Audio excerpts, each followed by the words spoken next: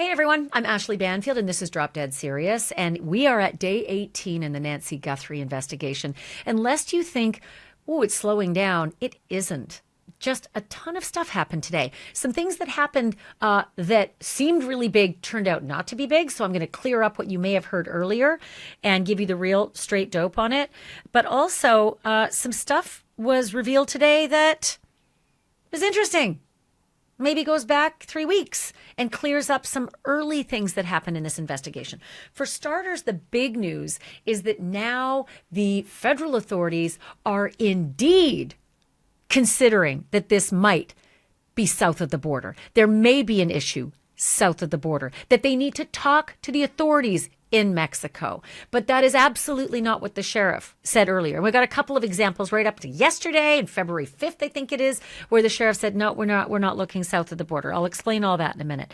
Also, about the cameras. Do you remember how I reported on the 3rd of February that they're Nest cameras, that they were smashed, and that there are multiple? Well, as it turns out, there are multiple. We learned that yesterday. And now we're learning from Brian Enton that some of those cameras actually were left behind and are actually with Google. So not everything was destroyed. Not everything was taken by the perpetrator. So that's interesting. Also, the BBC got some really interesting reporting. They did an interview with the sheriff, and the sheriff basically said that early on, the family was put through the ringer by the sheriff's deputies. So my early reporting says that they had their laser focus on the brother-in-law. And as it turns out, wait until you hear how the sheriff actually characterized the kind of investigation they were doing of the family early on. Now, he has clearly changed his tune, but that doesn't mean that early on they weren't laser focused. And we've already gone over all the reasons why, right? They towed Annie's car. They were taking pictures in the house late at night. They were in and out of the house multiple times, searching around the home, searching the neighbors, taking the mail. A lot of things happened. And now the sheriff is actually intimating that, yeah, they did. They put them through the ringer. That was his word. So I'll show you that. I'm going to play you that interview. Also, have you been wondering who the people were in the 40 photographs? You know, the 40 photographs and 40 names that were taken around? Brian Enton had this reporting out to the various gun shops around the Tucson area to show the people who work there pictures and names. Can you run this through your system? Have you seen this guy? The sheriff said to Jonathan Hunt of Fox News, that's a lie. That didn't happen. Well, it did happen because multiple gun shops actually were interviewed and said it did happen, that the feds were there and showed them the names and the pictures. Well, now we know who the names were and how they got to the names. At least we have reporting on that. I'm going to tell you all of that coming up in this episode. Please hit subscribe if you haven't already. It does me a huge solid as an independent journalist now. And plus, it's nice to hear the little bell. Ding. I don't think there's a bell, but it's really easy and it's cheap and it's free and it doesn't hurt. And it just is really nice. A quick word from one of my sponsors, Toups. I want to talk about what's really in your makeup because a lot of us spend a lot of time worrying about what we eat and drink and how we take care of our families, but we cake our faces in makeup that's full of chemicals that we can't even pronounce. Guys, your skin is your body's largest organ, so whatever you put on it is absorbed, and that is why I use Toups & Co. Here's what I love. Their liquid foundation and their face primer don't just cover your skin, they actually nourish it. Most makeup requires constant touch-ups or it leaves your skin feeling heavy and clogged, but this stuff feels incredibly light and it doesn't cake and it actually lasts throughout the day. So if you are tired of using makeup with mystery chemicals, you don't have to do that anymore. Simplify your routine, actually feel good about what you're putting on your skin. Just head to toupsandco.com/Banfield. They're offering you, because you're my listener, 25% off your first order. Just use the code BANFIELD. That's Toups & Co, spelled TOUPSANDCO. toupsandco.com/Banfield. Use my code BANFIELD. Get 25% off your first order, or just click the link below in the description. It's so much easier. So let me start here. Libby Dean from News Nation, who's a great reporter in Washington, as well as TMZ, and Michael Ruiz from Fox News. So there's 3 different reporters engaged their law enforcement sources. All of them had law enforcement sources that confirmed that they are, in fact, looking south of the border now, engaging with the Mexican authorities in an effort to find Nancy Guthrie. Find her, find who took her. You know, yeah, good idea, great idea. Nancy Guthrie's home is only an hour and a half from the border, okay? We can put the map up. News Nation had this great map, and it showed that she's just one straight shot down an interstate, hour and a half. 75 miles. Connell McShane had an expert on his show. I'm going to go into some of the other stuff that this guy said. He was really smart. But he said 75 miles. And they put up this map. Look how close that is. Why would this not have been in consideration early on? Because the sheriff in this case has said multiple times, including on February 5th, let's run that soundbite. When he was asked in a news conference, one of the last news conferences we had weeks ago, are they considering the possibility that they might be, that Nancy might be in Mexico, are they engaging with the Mexican authorities? So let's run that. This being a border state, have you guys had any communication with Mexican authorities? I have not. I work closely with the Mexican consulate, as other consulates, being the sheriff, but no, I've not. Okay, so February 5th, the sheriff is saying, no, that's not something that they're doing. So Fox News Channel, Michael Ruiz reports this, tweeted this out. A federal law enforcement official confirms the FBI has contacted Mexican authorities in connection with the Nancy Guthrie case. In fact, that's what Libby Dean, TMZ, and Michael Ruiz at Fox News Channel all reporting, that their sources are saying that the Mexican authorities have, in fact, been contacted by federal law enforcement. And all of this comes just after the sheriff in the case says that the investigation hasn't developed any firm evidence that she's been taken across the border. Even yesterday, in Jonathan Hunt's interview, Jonathan Hunt is a Fox News reporter who's on location in Tucson, who interviewed the sheriff. And in the interview, police haven't seen evidence that Nancy Guthrie's abductors took her south of the border. Sheriff Nanos tells Fox News' Jonathan Hunt, quote, "We have nothing to indicate that." This is just yesterday. Just yesterday, the sheriff says we have nothing to indicate that. However, everybody's sources, including Fox News, News Nation, TMZ, and I'm sure I'm missing a bunch of them, all have it on authority that their federal sources say they are. They are engaging with the federal authorities. Matt Finn, Fox News. The guidance I got on the FBI talking with Mexico in relation to Nancy Guthrie is that it is standard for the FBI to communicate with Mexico on cases like this, and that the FBI has likely been in touch with Mexican counterparts for a while, if not from the start of the FBI's involvement in this case. That would be Monday, Feb 2, right? Mrs. Guthrie is reported missing on Sunday, Feb 1. The FBI showed up on Monday, Feb 2. So if it would be standard that the FBI would be doing this, that the federal authorities would be doing this, are they just not talking to the sheriff? The sheriff has said since Feb 5 in a news conference, and just yesterday to Jonathan Hunt, we have nothing to indicate that. Okay. Connell McShane today on News Nation, on his show, again, has this great graphic showing how close, Nancy Guthrie's home is to the border. And then he had a really good guest named Chip Massey. He's a retired FBI hostage negotiator who had a lot of wisdom about the way this works when it comes to dealing with the federal authorities. He said, the FBI has a legal attaché in Mexico. We work with them all the time. Right? Has a very strong relationship with authorities in Mexico City, local and federal authorities in Mexico. He also says this does not look like a cartel thing to me. This is Chip Massey, right? He says they don't want this kind of attention. This is a low dollar value for them. And to authenticate ransom seekers, ransom demands, he said the FBI looks for consistency and patterns, but that there's not a lot of that in the ransom demands, the alleged ransom demands that have been coming, fast and furious in this case. And specifically the one that TMZ got today, which I will get to in a moment, also does not fit this pattern. And yes, TMZ got I think this is about 5 or 6 now, overtures from people who want money. Brian Enton also has a source on the ground that tells him this does not look like a cartel job. All of this coming on the same day that everybody's getting reporting that the feds are engaging with Mexico and the Mexican authorities. Okay, to that end, the sheriff gave an interview to the BBC. Again, gave a lot of interviews, all 10 minutes apiece, but the BBC got something really interesting, a couple of really interesting pieces from the sheriff. Number one is that the sheriff believes, in his words, that Nancy is local. I think she's somewhere here in our community. Locally, the reporter says, yeah, why? I just do. I don't know why. I don't have the evidence for that. I just do. That's what the sheriff said. And then he went on to say something very interesting to the BBC reporter. When the reporter said, well, how did you rule out the family? What was it that you went through to rule out the family? And the way the sheriff answered him was very insightful as to what was going on early on in the investigation. Remember, my reports said that early on, very trusted source said they had zeroed in. That department, the sheriff's department, had zeroed in on the brother-in-law as someone they said could be the prime suspect now, maybe the prime suspect now. Well, the way that the sheriff answered this reporter with the BBC suggests that they may very well have thought that.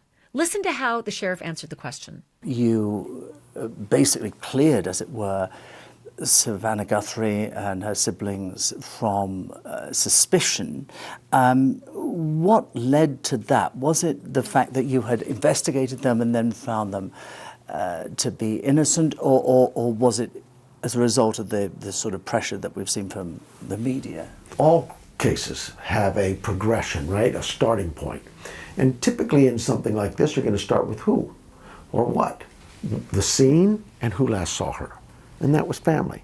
But you naturally go through that. There's a delicacy there that you've got to understand that you're dealing with some victims here as well. That's her mom, right? That's their mom.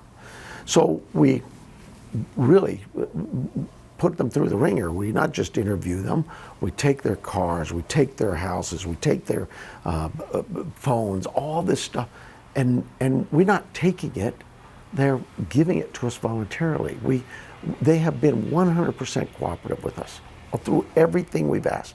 They are victims. They are not suspects. And was this a targeted kidnapping? You know, I believe that. But the evidence and the case as it unfolds will prove that or prove something else. But yes, I believe it was. And how long do you think it will take to catch this man or men? I've been doing this for 50 years. I could sit here and tell you, boy, we'll never solve this case. And then the next day we solve it. Here's one that I go, man, I wish we could solve it in the next 10 minutes. It may be the next 10 days, the next 10 months, or worse. Where do you think Nancy Guthrie is? I think she's somewhere here in our community. Locally? Yeah. What makes you think that? I just do. I don't know why. I don't have any evidence to prove that. But I just believe that she's somewhere here locally. Look, everybody has the right in an investigation to change their minds and to follow the evidence where it leads. And they should. I have said it since the beginning. I have screamed it since the beginning. That was the reporting early on. It wasn't some theory that I floated. I saw USA Today wrote that the other day, that I floated a theory. No, this is a trusted law enforcement source who said that was the focus. It does beg the question, were they tunnel vision? Were they only looking there? And did that cost us valuable time in this investigation looking elsewhere? Because all of a sudden, you know, a week plus later, this guy shows up on a ring cam that the feds were able to extract from the Google data, right? It is an interesting topic for discussion, and it's a fair topic for discussion because sometimes that can happen. Sometimes you can be so focused, and one of my guests previously said that it's confirmation bias. And then you just get all your evidence to confirm what you think, instead of widening the aperture. But I am fascinated to see that the sheriff is admitting that they put the family through the ringer early on, admitting towed the car, admitting seized the house, admitting seized the phones. We hadn't heard that before, seized the phones. Very interesting. The sheriff is just sort of letting these dribs and drabs out, where before he would just say, I'm not confirming that. I'm not confirming that. I wonder when we're going to hear that maybe the Nest camera was smashed, because that's something that my source also reported to me, that the Nest cameras, plural, were smashed. And Michael Ruiz from Fox said that he saw shards of glass below the doorbell cam. Okay. One other thing that the sheriff said to Brian Enton that really stands out, we gave them the other cameras. We gave them the other cameras, meaning we gave the other cameras, so we're plural, to Google to try to extract more information. He said to Brian Enton, unfortunately, they couldn't, we don't have it yet. I don't know that the FBI has applied whatever they were doing, the scratching, it's called video scratching. Think of it as, this is the way it was described, an onion, when you scratch each layer off the onion to try to get to the layers below. That's what they described what the FBI was doing in scratching those databases. I don't know if they've come up empty with those other cameras from inside the house. Fascinating. Some may be from outside the house. He's not very specific. He did say inside the house at one point, but he said plural. And it means those cameras weren't taken by the perpetrator. Because if the sheriff was able to give them to Google, bad guy didn't take them when he made off with the other cameras that were missing, right? So that's very, very interesting in this investigation. You may have heard some reporting today about polygraph tests, and it looked really big. The early reporting was that polygraphs were used to clear people in the case. Brian Enton said, I've learned that polygraphs have been performed to clear people in the Nancy Guthrie case. And then Fox News' Jonathan Hunt said polygraph testing is being conducted today at the Pima County Sheriff's Department. It is unclear who's being tested or whether the activity is connected to the suspected abduction of Nancy Guthrie at this time, more as we get it. And then Matt Finn got an update later on, took a lot to sort of extract all this information from the authorities, and he posts this on X. Sheriff Nanos tells me the polygraphs today are for new hires. Well, that would mean absolutely not the Guthrie case, but, you know, there's been a lot of communication gaps, I would say, being generous. And so who knows if it's possible both things are true, that some people were cleared through polygraphs and that today polygraphs are being conducted on new hires. But that's the reporting. I just wanted to give it to you as it came out today. TMZ's other letter. I mean, I'm losing count, right? But boy, this was different. Harvey Levin said this was very sophisticated in its request. It was different from the other letters. It had a different address, different wallet, and very graphic consequences of what would happen if the money wasn't paid. But as for the money, this time not using Bitcoin, not asking for Bitcoin, instead asking for $6 million of a different kind of cryptocurrency. How about that? Doesn't sound very legit to me. What are we? Oh yeah, day 18. So that's that. And then at the same time, the FBI said to TMZ, do us a solid. And Harvey did. Please tell all of your viewers, which Harvey did, anybody trying to exploit this family and this crime to seek ransom is, quote, going to spend a long time in federal prison. So there are parallel investigations going on here, right? They're investigating who the sons of bitches are that have been sending these ransom letters and tormenting this family, right? They already caught one guy, allegedly, who reached out to some family members, and he's already facing federal charges, and he's made a first appearance. But just wait for it, because you may see others who will be hauled in on the dragnet. And I can't wait for that rogues gallery. I can't wait for that perp walk to show who these people are, and I really hope they can get to the bottom of it. How about the 40 names and 40 photos? If you were like me, you're probably wondering, who are they? Who are they? If you missed yesterday's episode, go check it out. But also, the feds have been going around to various gun shops around Tucson with a big stack of names and photos and showing the folks who work in the gun shop or own the gun shops, have you seen these people? Do you recognize these names? Check your system. And some of them have. Well, looking, don't have it. And so the various, journalists who are down on location actually interviewed some of these gun shop workers / owners who said that, yes, this happened. The FBI came here and asked us these questions and had these stacks of photos and names, right? Then the sheriff said, that's not true. That didn't happen. Told Jonathan Hunt in his interview, that's not true. It is true. I mean, we saw it. We saw it. Which also makes me wonder, did the sheriff just not know, right? Did he just not know that the feds are doing that? Maybe the feds aren't sharing all their information with the sheriff because he says things that get kind of misconstrued and then he backtracks. So maybe they're just not. But it is true. And Jonathan Hunt, you asked the right question. So what we learned from TMZ today, from their federal source, is that they created the list of people who had purchased the gun holster. How about that?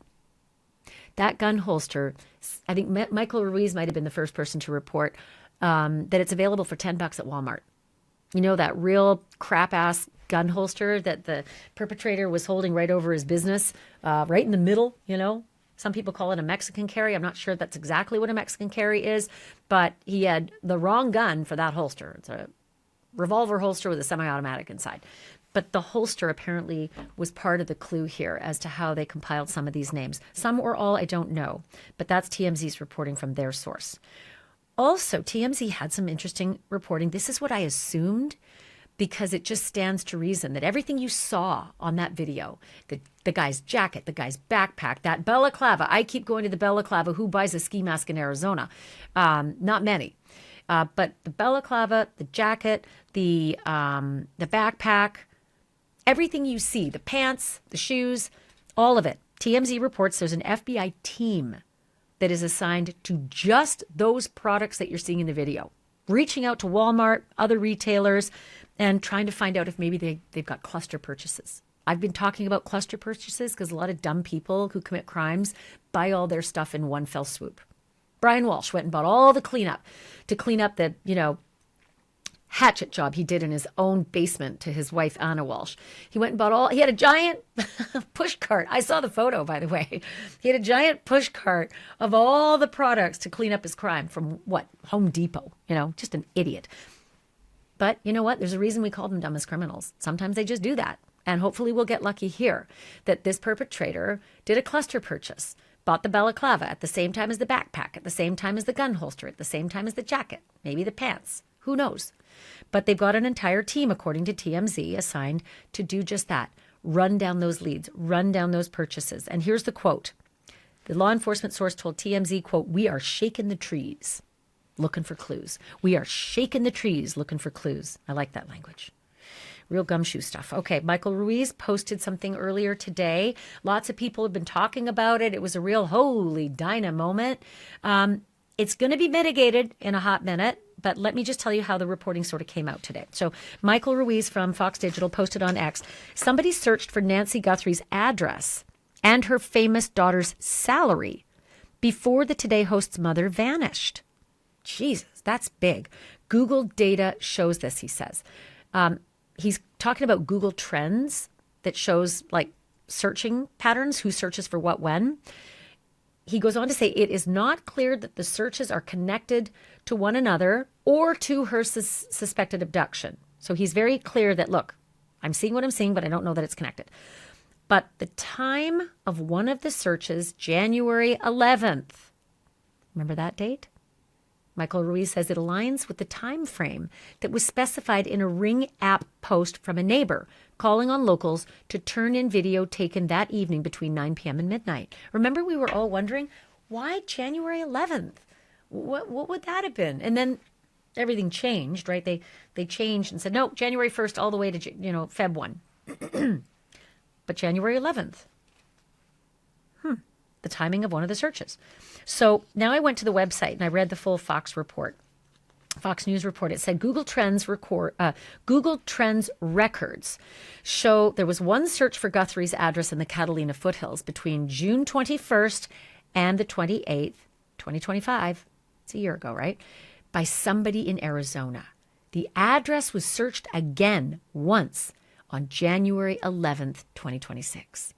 The January 11th date also surfaced in a message on the RingCam app, posted on Feb 12th, asking neighbors to share a video between 9 and midnight, as well as on January 31st. So this is something else they report on the Fox website. There were also two separate Google image searches for Nancy's address in Arizona. One was sometime between March 1st and 8th, 2025, and another between November 30th and December 1st, 2025, specifically looking for images or a map of the home. In addition to the address, in the days leading up to Nancy's disappearance, Savannah Guthrie's salary, that's in quotes, Savannah Guthrie's salary was searched from Tucson sometime between December 13th and 20th, 2025. So I just about fell over backwards thinking, oh my God. I mean, that just sounds so incredibly telling in this investigation. Can't we find the IP address of who did that? But then News Nation reached out to Google to try to get, flesh this out a little bit and say, hey, what do you know about this? And Google had some really interesting things to say. It's a little complicated. So I am going to read their words exactly. So follow along. Okay, Google said, we're actively trying to get corrections in the Fox piece as there are some fundamental misunderstandings and inaccuracies in what was reported. Key facts for you to know. Again, this is Google to News Nation. Google Trends does not, underlined in bold, show actual volume of queries. So the suggestion that an individual person did a given search is not something you can claim via the Google Trends tool. That's interesting. Then underlined, very important, they say. For queries with very low or even no search volume at all, Google Trends charts will show statistical noise as a privacy protection measure. Because of this, Google Trends charts are not, bold and underlined, definitive evidence of a specific search having occurred. And then they say, if you're still planning to publish something, we can provide a statement, but would encourage you to scrutinize the claims given this information about how Trends works. So that's super interesting because it sort of tamps down the shock value of that report. But I think also I would only assume that the FBI would have gone in and looked, right? If you see anything like that, you would have taken a really close look. And maybe with this reporting, if they haven't already, they will. All right. Something else changed today for those of you who are motivated by money. And I know that 99.99999% of you watching right now, this is not something that you're going to be able to do. I don't think you're going to know the information, but the reward for information about Nancy Guthrie's disappearance has just gone up again. And there's a little bit of confusion as to who's giving what money and how much is it, because the Pima County Sheriff announced that there's an anonymous donation of $100,000 given in addition to the FBI's $100,000. But then in Matt Finn's post, it said the reward for Nancy Guthrie has been increased to $202,500. So there's this extra $2,500 that's making everybody a little confused. Because if it's $100,000 from the FBI and it's $100,000 from that very nice lawyer who works, in Crime Stopping, where's the $2,500? Does that mean that it's now $300,000 because it's $202,500 with Pima County Sheriff's announcement and then the additional 100? No. So here's how it works. And Mary Coleman from KOLD helped us to sort of piece this all together. For those asking, 88 Crime, that's an organization, 88 Crime, keeps all their donors anonymous, which is why they're calling the recent donor that. But he did come forward himself. It's Michael Huppy or Hoopy. I don't know how. It's Hupy. And he's that Milwaukee lawyer who we reported yesterday was offering the $100,000 in addition to the FBI's $100,000. But Ashleigh, what about that $2,500? I think it's because 88 Crime may have already had $2,500 in their coffers, and he's added the $100,000 to it. So that's why. So basically, that's the total now that's being offered between the FBI's reward of $100,000 and 88 Crime's reward of $102,500. It is a total of $202,500 reward. 1-800-CALL-FBI. If you're one of those people who may know something, if you recognize that guy, if you recognize his shape, his bend, the way he walks, anything about him, if you recognize those clothes, that balaclava, 1-800-CALL-FBI. Even if you don't want the money, who doesn't want it? But 1-800-CALL-FBI. So there's a little bit more information from Pima County Sheriff. Again, it usually comes out in statements and then, these select interviews, no news conferences. And here it is. Pima County Sheriff's Department has received various requests for confirmation of various topics, including working with Mexican authorities, utilizing polygraph tests, specific video surveillance requests, financial analysis, etc. Pima County Sheriff's Department is not confirming or releasing any details regarding those topics at this time. So yesterday, the Pima Sheriff was saying to Jonathan Hunt about the search, south of the border. Nope. not doing that. And then today, no comment. So maybe now he's aware of the overtures to the Mexican authorities by the federal government. What he didn't say is additional information is going to be withheld about those searches in the gun stores, taking the 40 names and 40 photos. That's not in here. Just topics including working with Mexican authorities, using polygraph tests, video surveillance, and financial analysis. Okay, so about SWAT activity. Big activity today. More SWAT going out. Oh my God, is this another one of these raids? We've already had 2. The Pima County Sheriff actually tweeted about that. We do not share where our teams are dispatched to for officer safety. There was a call this afternoon, Pima Sheriff says, that is not related to the Nancy Guthrie investigation. So if you got all excited about that, it was not related.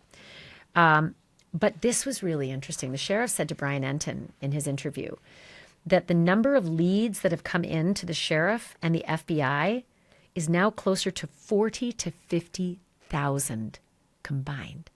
Wow. 40 to 50,000 leads combined. Given all that, really interesting tweet from Matt Finn today. He says, and it's kind of like a reminder.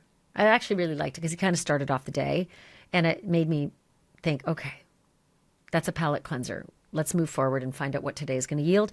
He said, weeks into the Nancy Guthrie case and the public has not been asked to look out for any type of car. Reminder, Tucson says it does not have traffic cameras that record.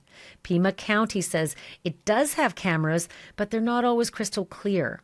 Of course, look at Nancy's Nest Cam. If feds want video of a car, they may just find it. But in general, no description of any car in this day and age with cameras everywhere seems remarkable. If you missed one of my episodes earlier, I did go into why cameras around the Tucson area may not have recorded a vehicle coming in and out of that neighborhood. And it's because it's to monitor traffic flow. And, monitoring traffic flow basically means, change the lights quicker if there's not a lot of traffic, but not recording it. That a lot of those cameras aren't for recording, which is very frustrating to hear, right? Because Matt's right. In this day and age, how on earth is this possible, right? Okay, something else that I want you to know about from Arizona Family. I've done a lot of checking on there because they're doing some really good reporting. Arizona Family, again, is the branded name for a media company that incorporates 2 TV stations in the Phoenix area. And one of their reporters, Brianna Whitney, has had a lot of good reporting. And she put out a report from the attorney for the man who was detained Friday night last week. Remember, the house was raided, and then nearby a guy was grabbed and detained, and there was a silver Range Rover. Still don't know what the heck happened to that. Yeah, they were like putting up the privacy screens to open the back, hatch, and then towed it off on a flatbed. Still don't know what happened with that. But that guy's lawyer put out a statement. And because there's been a lot of people like shredding the guy who was detained, I don't know why his lawyer put his name out, but I'm just going to call him. Just in from the attorney for the man detained Friday night.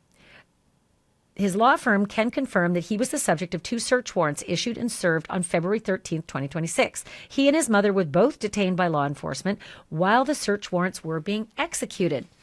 Neither this man nor his mother were arrested in connection to this case or any other. He has no link whatsoever to Nancy Guthrie and has no information related to her kidnapping. Like the entire Tucson community, both he and his mother are hopeful that Nancy will be returned to her family unharmed. So that's the lawyer for that man finally coming forward and saying, stop. But, what's interesting is that Brian Enton reported that his sources say there's still some meat on the bones and that the investigation continues in that particular Friday night raid of last week. It was 13th. Remember, Feb 13th, the night before Valentine's Day? We were all up till 4 a.m. watching this all happen. They brought out like an army to raid this house and then, detain this guy. We still don't know the information that came from that silver Range Rover. So there's still some kind of investigative work that's going on there. But this lawyer's pretty definitive, like back the F off. Okay, and then this is a good way to kind of bring it to a close. Matt Finn said that Fox has been told by some of the federal sources and by Sheriff Nanos himself that the FBI and the Sheriff's Department are getting along fine. I was told this again today. So different sources are saying different things to different people. Some federal sources are saying that, yeah, he's delayed us. He didn't invite us into the fold early enough. And we don't know who's running the show. Some of the folks working on the investigation say, we don't know if the bosses are the FBI or the Sheriff's Department. And then the sheriff sort of threw cold water on a lot of that, saying, look, we work real well together. They were brought in the next day. It wasn't a delay, etc. And here's Matt to say that his sources, federal sources, saying that, you know what, it's going okay. I said that there's some truth to it all, and then it's not the overall truth. I think there's some sniping, but that generally speaking, I think they probably do work well together. I just personally think that it's possible that the feds haven't been telling the sheriff everything. We know for a fact they didn't tell him that they were going to get a statement on camera directly to the alleged ransom seekers, that very first statement, because the sheriff said, I found out from my wife. So we know that. And then this other business of going to the gun shops. Federal authorities going to the gun shops with photos and names and asking the proprietors there, have you seen these people? The sheriff said, that's a lie. That didn't happen. Well, it did. And so maybe that's, again, something that the feds didn't share with the sheriff. Whatever's happening, know this. Everybody's working really hard. Everybody has the same goal. We want to find Nancy. We want to find Nancy. Please, God, find Nancy alive, right? Everybody's doing that. The guys on the force, whether they're experienced or not, all have the same mission, and they're all working really hard. Might they have made big mistakes in the beginning? Might they be making some mistakes now? Sure, why not? Might one of the biggest mistakes have been that they focused on the family member right away, maybe to the exclusion of all these other things that we're now seeing in 3 weeks? I don't know, but I'm starting to see that some of my reporting is bearing out as to what my source told me, and that was where the sheriff's focus was early on. We'll see if that continues. They certainly have changed their tune, clearing the family, clearing the siblings, clearing the spouses. FBI not necessarily doing that. We haven't gotten any statements from them that's in accordance with that. But look, it's an investigation. It moves, it wiggles, it changes, it's dynamic, and it should. I've always said that from the beginning. The evidence should dictate your direction, and you should keep an open mind. Everybody in law enforcement learns that. Again, do they make mistakes along the way? Maybe. Sure. Yeah. In this case, we'll see. Thank you, everybody, for listening. Thank you for watching. I so appreciate you here. Please don't forget, do me a solid, hit that subscribe button, and I will see you again with the next update. In the meantime, don't forget, truth isn't just serious. It's drop dead serious.